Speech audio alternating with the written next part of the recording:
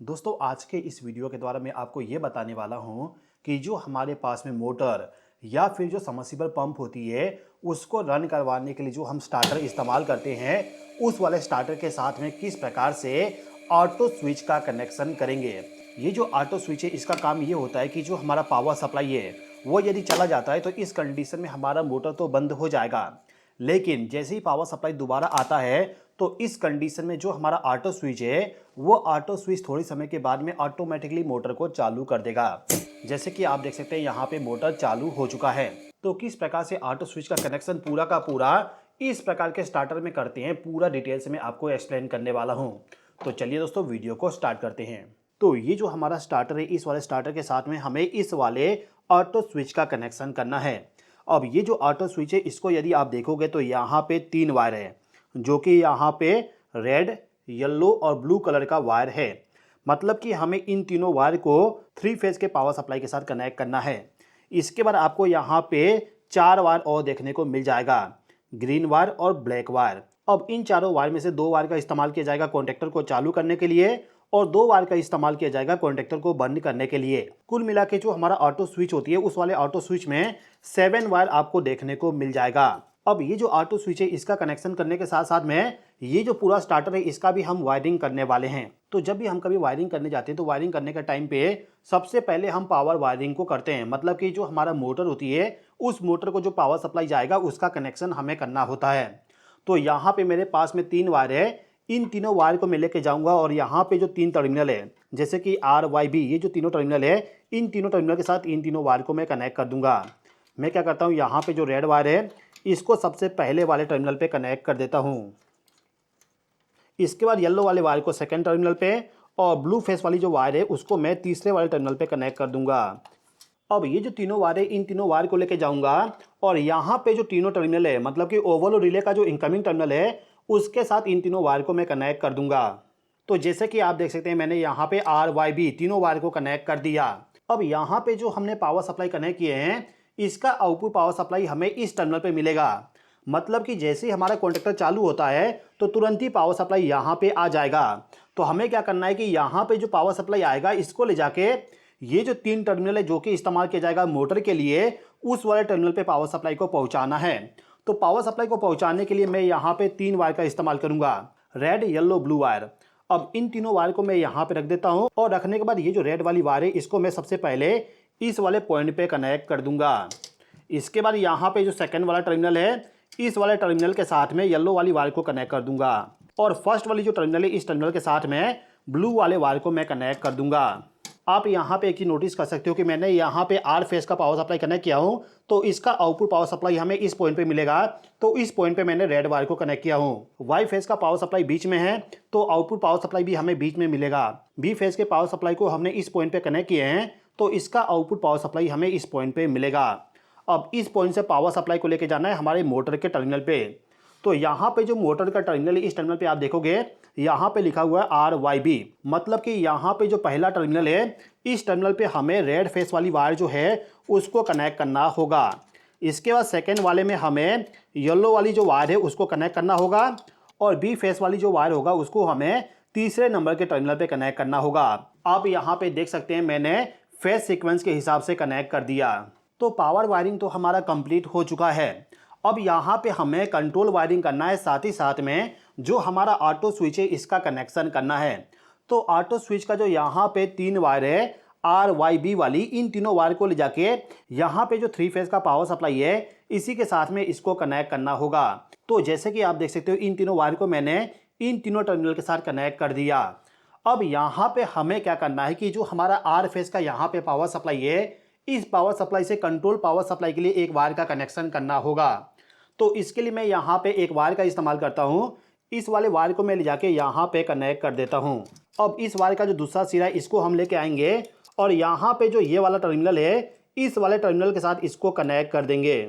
मतलब कि ये जो हमारा स्टार्ट पुश बटन है इसका जो इनकमिंग टर्मिनल होगा उस टर्मिनल के साथ इस वाले वायर को हमें कनेक्ट करना है। अब ये जो वायर है इसी वायर के साथ में ये जो हमारा ऑटो स्विच है इस वाले ऑटो स्विच का जो यहाँ पे 2 ब्लैक वाली वायर है इन दोनों में से किसी भी एक वायर को लेके जाना है और इसी वाले टर्मिनल के साथ इसको कनेक्ट करना होगा। तो ये जो वायर है इस वायर को मैं इस वाले पॉइंट पे कनेक्ट कर देता हूँ। अब इस ऑटो स्विच का जो दूसरा वाली ब्लैक वाली वायर है, इस वायर को हमें इस वाले पॉइंट पे, मतलब कि जो हमारा स्टार्ट पुश बटन है, इसके आउटपुट टर्मिनल के साथ इसको कनेक्ट करना होगा। अब इसी टर्मिनल से एक वायर का लूपिंग करते हुए इस वाले टर्मिनल पे हमें इनकमिंग पावर सप्लाई प्रोवाइड करना होगा। तो ये जो वायर है, इस वायर को मैं इन दोनों टर्मिनल के साथ कनेक्ट कर देता हूँ। जैसे कि आप देख सकते हो, मैंने इस वाले वायर को कनेक्ट कर दिया। अब यहाँ पे जो ये वाला टर्मिनल है, इस टर्मिनल के साथ में ये जो ग्रीन वाली वायर है, इसको हम कनेक्ट करेंगे। तो इसको मैं यहाँ पे डायरेक्टली कनेक्ट कर देता हूँ। अब इस ऑटो स्विच का जो दूसरा ग्रीन वाली वायर है, इसको हम लेके जाएंगे और इसको ले जाके यहाँ पे जो हमारा ये वाला कॉन्टेक्टर है, इस कॉन्टेक्टर का जो एक टर्मिनल है, मतलब कि इस कॉन्टेक्टर का जो कोयल का टर्मिनल है, उस टर्मिनल के साथ इसको हम कनेक्ट कर देंगे। यहाँ पे कनेक्शन हो गया। अब इसके बाद हमें क्या करना है कि जो हमारा यहाँ पे कोयल है, इस कोयल का जो दूसरा टर्मिनल है, इस टर्मिनल पे हमें दूसरे फेस का पावर सप्लाई लेके आना है। ये जो मेरे पास में कॉन्टेक्टर है, इस कॉन्टेक्टर का जो कोयल है, उस कोयल को ऑपरेट करवाने के लिए 415 वोल्ट का पावर सप्लाई प्रोवाइड करना होगा। तो मैं यहाँ पे एक दूसरा वायर इस्तेमाल करता हूँ। इस वायर को मैं इस वाले कोयल के टर्मिनल के साथ कनेक्ट कर दूंगा और इस वायर को कनेक्ट करने के बाद इसका जो दूसरा सिरा है, इसको लेके जाएंगे और यहाँ पे जो बाकी दो फेज का पावर सप्लाई है, आर फेज के पावर सप्लाई को हमने ऑलरेडी कंट्रोल वायरिंग में इस्तेमाल कर लिए, तो आर फेज के पावर सप्लाई के साथ इस वायर को हम कनेक्ट नहीं कर सकते हैं। तो ये जो वायर है, इस वायर को मैं ले जाके यहाँ पे जो बी फेज का पावर सप्लाई है, इसके साथ इसको कनेक्ट कर देता हूँ। अब यहाँ पे हमें केवल ये जो यहाँ पे इनकमिंग पावर सप्लाई वाली टर्मिनल है, जैसे कि ये वाला टर्मिनल, इस पे हमें इनकमिंग पावर सप्लाई को कनेक्ट करना होगा और आउटपुट वाले टर्मिनल पे हमें मोटर वाले वायर को लाके कनेक्ट करना होगा। तो सबसे पहले मैं क्या करता हूँ कि जो मेरा मोटर वाली वायर है, ये तीनों वायर, इन तीनों वायर को लाके यहाँ पे कनेक्ट कर देता हूँ। अब ये जो मेरा एमसीबी है, इस एमसीबी से जो पावर सप्लाई आ रहा है, उस पावर सप्लाई को ले जाके इन तीनों टर्मिनल के साथ कनेक्ट कर देता हूँ। तो मैं यहाँ पे आर फेस वाले वायर को, वाई फेस वाली वायर को और जो बी फेस का वायर है, उसको भी कनेक्ट कर दूंगा। तो इतना कनेक्शन करने के बाद मेरा जो स्टार्टर है, इस वाले स्टार्टर का पूरा कंप्लीट वायरिंग हो चुका है। अब ये जो मेरा एमसीबी है, इस एमसीबी को मैं चालू कर देता हूँ। चालू करने के बाद मेरा जो ऑटो स्विच है, इसको मैं मैनुअल पोजीशन पे सेलेक्ट कर देता हूँ। मैनुअल पोजीशन पे जो हमारा ऑटो स्विच है, ये वर्क नहीं करता है। अब ये जो स्टार्ट पुश बटन है, इसको प्रेस करने पे मोटर मेरा चालू हो गया, लेकिन यहाँ पे मोटर मेरा ऑफ हो गया। मोटर मेरा इसलिए ऑफ हो गया क्योंकि जो मेरा यहाँ पे स्टार्टर है, इस वाले स्टार्टर में मैंने होल्डिंग सर्किट को नहीं बनाया हूँ। होल्डिंग सर्किट कैसे बनाते हैं, थोड़ा सा समझ लीजिए। देखिए, यहाँ पे जो ये वाला टर्मिनल है, ये वाली, इस वाले टर्मिनल से एक वायर को ले जाके हमें इस पॉइंट पे कनेक्ट करना होता है। तो मैं यहाँ पे एक छोटा सा वायर का लूप इस्तेमाल करता हूँ।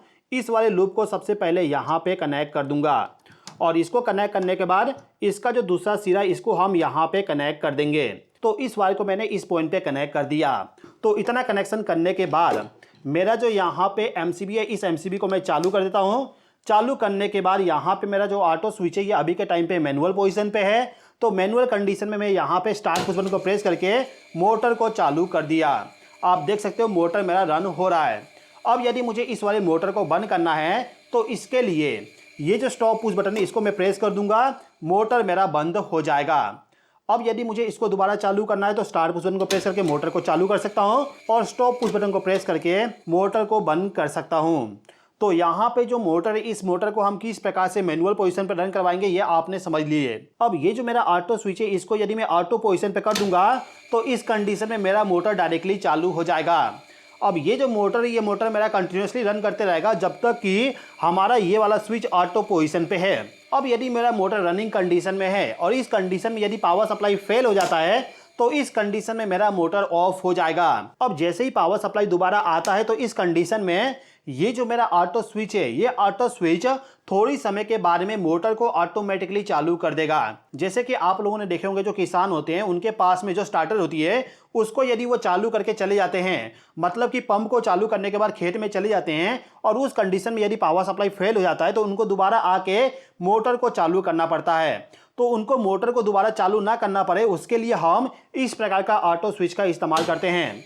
अब यहाँ पे आप देख सकते हो कि जो मेरा ऑटो स्विच है, ये ऑटो स्विच ऑटोमेटिकली इस वाले मोटर को चालू कर दिया। तो ऑटो स्विच का काम ये होता है कि जो हमारा पावर सप्लाई है, वो यदि फेल हो गया और फेल होने के बाद यदि पावर सप्लाई दोबारा आता है, तो थोड़ी समय के बाद में मोटर को ऑटोमेटिकली चालू कर दे। जैसे कि आप देख सकते हो, मोटर यहाँ पे चालू हो गया। अब यदि मैं इस मोटर को बंद करने की कोशिश करूँ, तो यहाँ पे बंद नहीं होगा, क्योंकि मेरा जो ऑटो स्विच है ये अभी का टाइम पे ऑटो कंडीशन में है। यदि मुझे मोटर को बंद करना है तो सबसे पहले इसको मैं मैनुअल पोजीशन पे लेके आऊंगा, फिर स्टॉप पुश बटन को प्रेस करके मोटर को मैं बंद कर दूंगा। दोस्तों ये जो ऑटो स्विच है, इस वाले ऑटो स्विच में हमें ओवर वोल्टेज, अंडर वोल्टेज, इसके अलावा जो हमारा एक फेज का पावर सप्लाई है वो यदि फेल हो जाता है तो इस कंडीशन में भी प्रोटेक्शन प्रोवाइड कर देता है, लेकिन प्रोटेक्शन केवल ऑटो कंडीशन में प्रोवाइड करेगा। तो ऑटो स्विच क्या होता है, किस प्रकार से हम इसका वायरिंग करते हैं, वो सब चीजें आपने इस वीडियो के माध्यम से सीख लिए। दोस्तों आपको ये वीडियो कैसा लगा प्लीज कमेंट करके मुझे बता दीजिएगा। और यदि आप ये सीखना चाहते हो कि किस प्रकार से हम सिंगल फेस वाली जो सबमर्सिबल पंप होती है उसका जो स्टार्टर होती है उसका वायरिंग किस प्रकार से करते हैं, तो उसके लिए ये जो राइट वाली वीडियो, इस वीडियो पे क्लिक करके इस वाले वीडियो को आप देख लीजिए। इस वाले वीडियो के माध्यम से आपको बहुत कुछ सीखने को मिल जाएगा। उम्मीद करता हूं कि ये वीडियो आपको पसंद आया होगा। वीडियो पसंद आए तो लाइक जरूर कर दीजिएगा। इस वीडियो को देखने के लिए धन्यवाद।